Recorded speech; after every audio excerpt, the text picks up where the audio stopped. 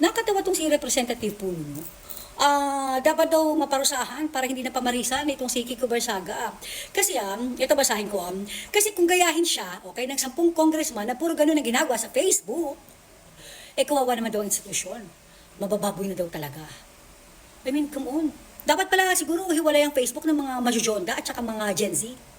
I mean, come on, paparusahan para hindi pamarisan yung ginagawa ni Kiko Barzaga sa Facebook.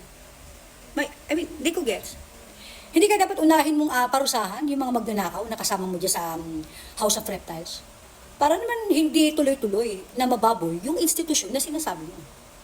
Diba? Huwag ka na kasi masyado magtitingin sa mga Facebook ng Gen Z. Hindi naman yung parte ng trabaho mo. Diba? Kakacheck mo sa Facebook ni Barzaga, bilyon-bilyon.